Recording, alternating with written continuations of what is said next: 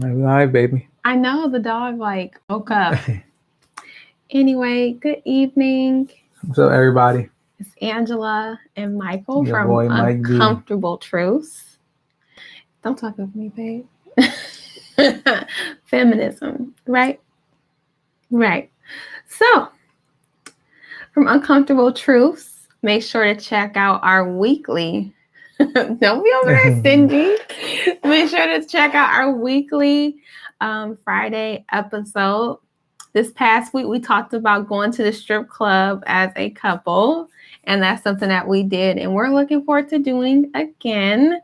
And if you are here, feel free to subscribe, like, share, comment. We're here, and we'd appreciate the love. Yeah, So, 81% of the people that watch us are not subscribed. Please subscribe. you sound like a really angry data person. Just bringing up some facts and figures. Who told you that? The YouTube. YouTube needs to chill on them facts because that's not how normal people talk. But that's not why we're here. We are here to recap Run the World. And if you have not watched our previous recap shows, go ahead and check out our playlist. We have episodes 1, 3, 4, and this is the 5th one. Yep. Episode 2 didn't happen for life reasons because life happens. So here we are. But we're going to talk about episode 5 today. So as you all know, I am not sharing my thoughts on the show anymore because I'm too critical of it. I'm not a fan, period. So I will be asking Mike his thoughts on the show. So to start off, overall, what did you think of this week's episode? No, I was critical of last week's episode. I thought it was kind of boring. Obviously, I should have known that there was just like a volleyball they were setting up for this week. Because this week had drama all the way through. Yeah. Super messy, little over the top at some point. At some of it. Okay. Even to the fact where they kind of wrote it in when she said, "Hey, you guys are acting like paid reality sisters." Like I felt like they couldn't write it good enough, so it felt genuine that they just kind of said, "Hey, you guys are acting like the Kardashians or something." I don't know, but besides that, it was really drama filled, and I liked the episode. All right. Got learn a little bit more about Whitney and see her mom. So let's start with Whitney. I think it's a nice just flow for us. Just go through each character and the tidbit of progress that we got in their storyline. So to start with Whitney. So we learned a little bit about her being a bridezilla and her being successful and how that really comes down from how her parents and specifically how her mom raised her. Yeah. So what did you think about what we learned about Whitney this week? Yeah, her mom pretty much said, I raised you to be exceptional. So I can see why Whitney acts the way that she does. There probably was a lot of stress on her as a child, growing up, having to be top notch. So, and she acts that way. That's why she acts bougie. She always lavish. She acts that way. And, I think she's bougie. I think bougie was the right. Okay. All right. So yeah, I thought that was very interesting. Okay, and what about her moment with her friends in the dressing room, the closed door moment? I thought she handled that well. I guess he was freaking out because she does have a lot on her conscience because she did cheat on her fiance. So maybe if she was a little more clear-headed, she could have been like a cooler head, but she kind of just threw gasoline on it. But she did call a closed door meeting. Left her friend Hope out. Was that shady? No, Hope not part of the group. That's true. Okay, yeah, because you don't need extra people in there messing up the conversation. But yeah, no, she pretty much told them the truth. Like, listen, I'm getting married. Like, this should be the most important thing, and y'all arguing about nonsense. So I liked how she checked them right there. So I was okay with that. That was a good episode about Whitney. Very proud of Whitney. Another reason why I will not be having bridesmaids. So go Whitney. That's funny. So next week got Renee. Renee been going downhill, man. She's been going downhill. Why you say that? she reaching now.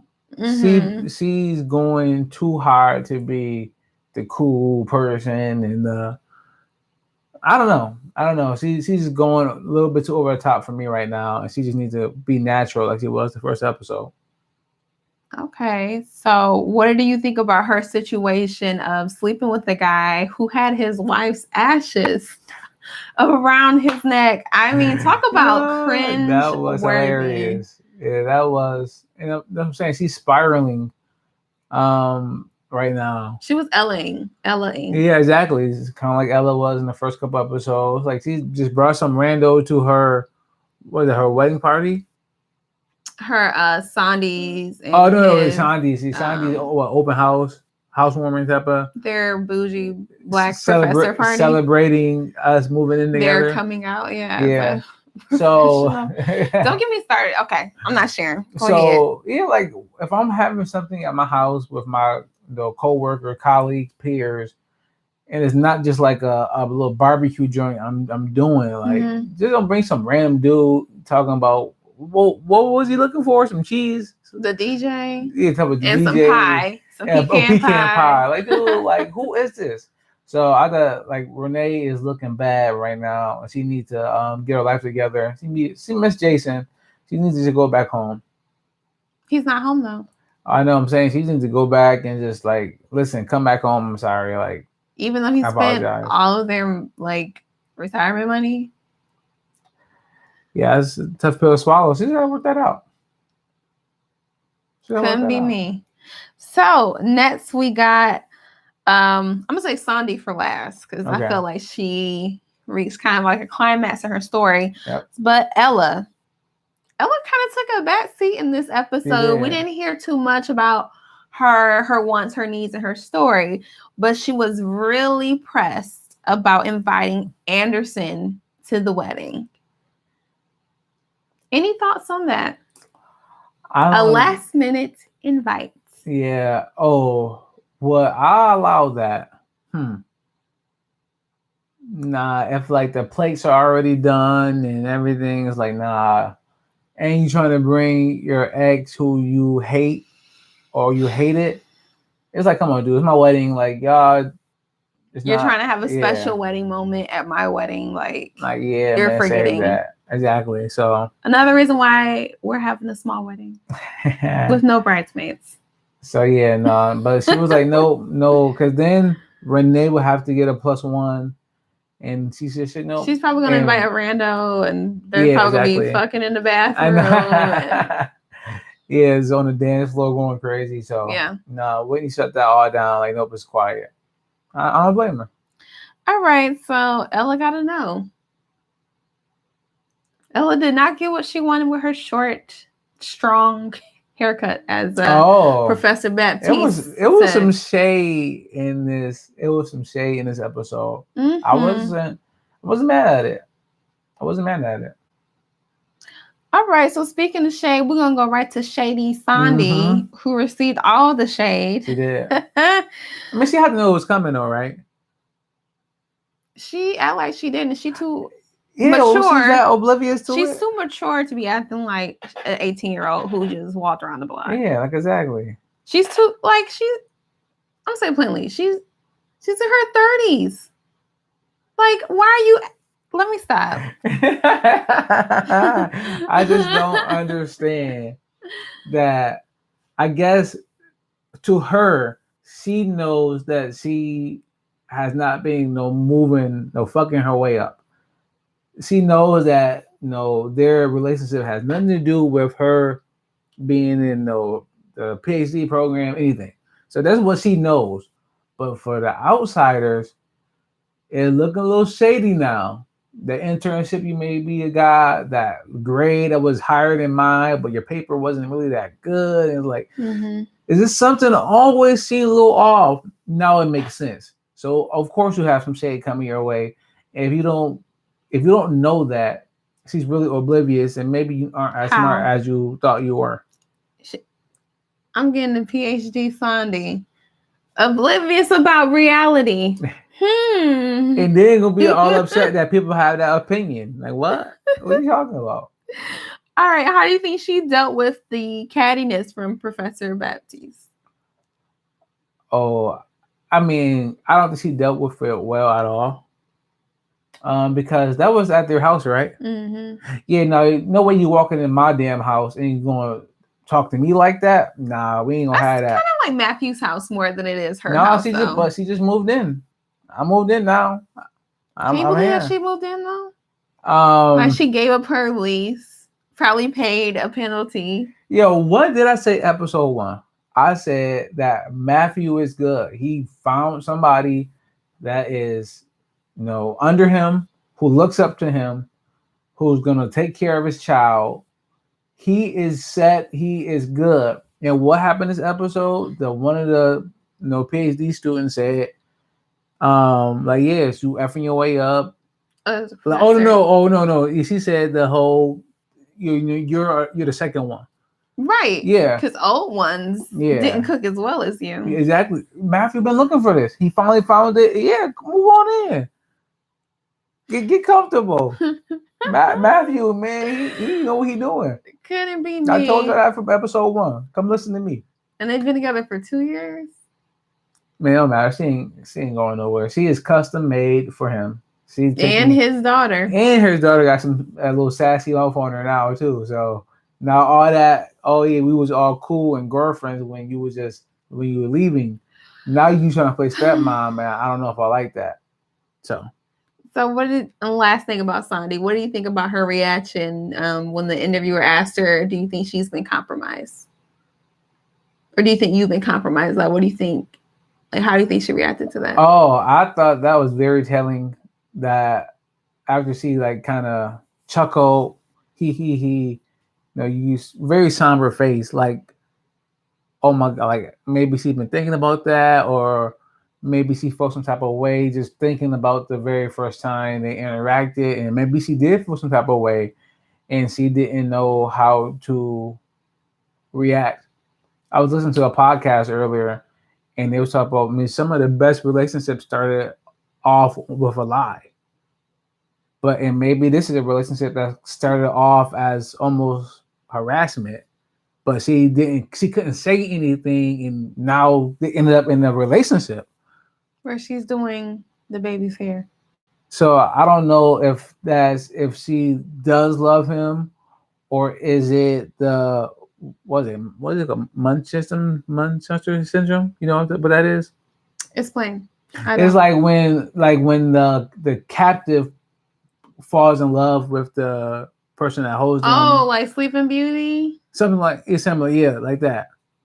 So I don't know if it's that type of situation. If so, that's messy. But she moved right on in anyway. Well, she's making the best of it now, I guess. No, she went to bed mad at him.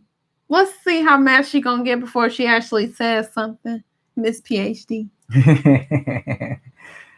So yeah, but this episode was messy. They got into it. I said in the closed door, say, at the bridal spot about that the was slit. An ugly dress, wedding dress. Oh, you didn't like the wedding dress? No, I thought it was hideous. Did you like it? There was a lot going on. Guess it's Whitney. Yeah, it was her. So whatever. I guess. What'd you think about her and her mom? You think she's gonna tell her mom that she cheated? No. You don't think so? She orders 2 old fashions. I think they're about to have some old fashioned girl talk. Well, I'm divested from the storyline, so. But I did like the bridesmaids color. That I was like, okay, that was nice. That was a beautiful color. Was that? Like a bluish gray. Okay. More blue than gray. Yeah, and I like how they all had their separate dresses. Yeah. Sure. That was nice. We're only going to see that on TV because it's not going to be real life. And what do you think about Hope? Who? Our friend Hope. Who? I'll be like, you know who Hope is. Don't act like that. The Lynx. Who? Yeah. Who? All right. Any predictions for next week? I know you talked about the 2 old fashions with Whitney and her mom, but any other? Yep, I think she tells her mom about her infidelities. Mm-hmm. Renee, I think Renee is going to bring someone to the wedding anyways. Ooh. That is not going to be pretty. Ella is going to find out that Renee is bringing somebody, so she's going to bring Anderson. And then Sandy. What's going to happen with Sandy? I don't know.